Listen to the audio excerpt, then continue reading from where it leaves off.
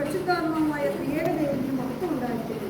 ബഹുമാനപ്പെട്ട വൈദികരെ, സിസ്റ്റേഴ്സ്, വിശിഷ്ടാതിഥികളെ, മാതാപിതാക്കളെ, കുഞ്ഞുങ്ങളെ, ഇന്നെനിക്ക് വിചിന്തനത്തിനായി ലഭിച്ചിരിക്കുന്നത് മലങ്കര കത്തോലിക്ക സഭയുടെ ആത്മീയത പാരമ്പര്യത്തിലും വചനത്തിലും ആരാധനയിലും അധിഷ്ഠിതമാണ്.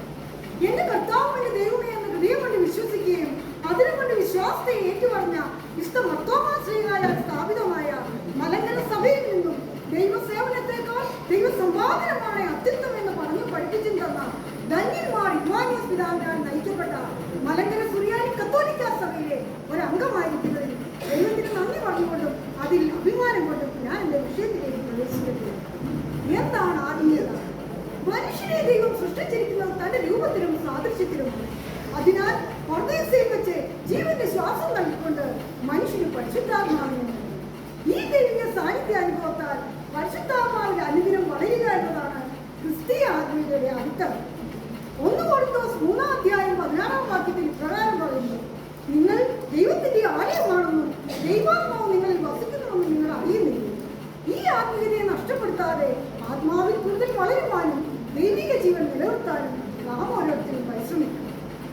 സകലത്തെയും ജീവിക്കുന്ന കർത്താവും പിതാവിൽ നിന്ന് പുറപ്പെട്ട് പിതാവിനോടും പുത്രനോടും കൂടെ വന്ദിക്കപ്പെട്ട് സ്തുതിക്കപ്പെട്ടവരും ദിവ്യന്മാരും സ്ത്രീയന്മാരും ആരും സംസാരിച്ചവരുമായ ജീവനും പരിശുദ്ധിയുള്ള ഏകമുഖായും കാതോലിക്കവും സൈക്യവുമായ സഭയിലും ഞങ്ങൾ വിശ്വസിക്കുന്നു. ഇപ്രകാരമാണ് മലങ്കര കത്തോലിക്ക സഭയുടെ ആത്മീയത പാരമ്പര്യത്തിലും വചനത്തിലും ആരാധനയിലും അധിഷ്ഠിതമായിരിക്കുന്നത്.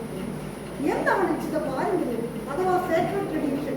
It's an online living transmission of God's divinely revealed truth from the apostles to the current generation through teaching, life and worship of church. അപ്പോസ്തലിക സഭകളെല്ലാം ഈ വിശുദ്ധ പാരമ്പര്യത്തിലും വചനത്തിലും ആരാധനയിലും അധിഷ്ഠിതമാണ്. വചനാധിഷ്ഠിതമായ ആത്മീയത പിതാവായ ദൈവത്തിന്റെ വാക്കാണ്, ശബ്ദമാണ്, തിരുമനസ്സാണ്, തിരുഹൃദയമാണ് ദൈവവചനമെന്ന് നാം മനസ്സിലാക്കുന്നു. വിശുദ്ധ യോഹന്നാൻ ശ്ലീഹയുടെ സുവിശേഷം 1-ാം അധ്യായം 1-ാം വാക്യത്തിൽ പ്രകാരം പറയുന്നു: ആദിയിൽ വചനമുണ്ടായിരുന്നു, വചനം ദൈവത്തോടു കൂടിയായിരുന്നു, വചനം ദൈവമായിരുന്നു.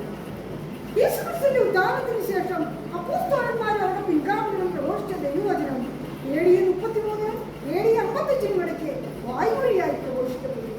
AD 55-ന് ശേഷം മാനുഷികരാൽ എഴുതിയ വചനത്തെ പുതിയ നിയമ ഗ്രന്ഥമായി നമ്മുടെ സഭയുടെ ആരാധനയിലും ജീവിതത്തിലും പ്രഘോഷിക്കുകയും ബഹുമാനിക്കുകയും ചെയ്തു.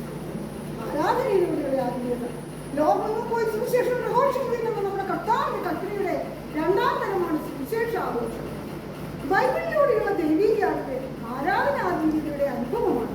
പ്രാർത്ഥന, ഉദാശ, മാണാനായ പെരുന്നാളുകൾ, വിശുദ്ധരുടെ പെരുന്നാളുകൾ എന്നിവ ആരാധന ആത്മീയതയുടെ അടിസ്ഥാനമാണ്.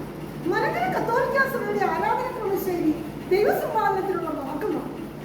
ബുദ്ധിതനായ യേശുക്രിസ്തു നമ്മുടെ സഭയിൽ ജീവിച്ചിട്ടുണ്ടെന്ന് തെളിവാണല്ലോ വിശുദ്ധ കുർബാനയും വിശുദ്ധ ലിഖിതവും. വിശുദ്ധ കുർബാനയിലൂടെ നാം നമ്മുടെ കർത്താവിന്റെ സാന്നിധ്യം അറിയുന്നത് പോലെ വിശുദ്ധ ലിഖിതത്തിലും കർത്താവിന്റെ സാന്നിധ്യമുണ്ട് എന്ന് സഭ നമ്മെ പഠിപ്പിക്കുന്നു. അതിനാണല്ലോ വചനവർഷം ആരാധന വർഷം 2030 മുൻകൈക്ക് ശതാബ്ദി ആഘോഷങ്ങൾക്കായി സഭ നിശ്ചയിച്ചിരിക്കുന്നു. വിശ്വാസികൾക്ക് വചനത്തിന്റെ മേശയിൽ നിന്നും അപ്പത്തിന്റെ മേശയിൽ നിന്നും പോഷണം നൽകണം. ദൈവാനുഷ്ഠാന പ്രകാരം 2-ാം വത്തിക്കാൻ കൗൺസിലിന്റെ പ്രമാണരേഖയിൽ എഴുതിയിരിക്കുന്നു. യേശുക്രിസ്തുവിനെ നേരിൽ കണ്ടും അനുഭവിച്ചറിഞ്ഞ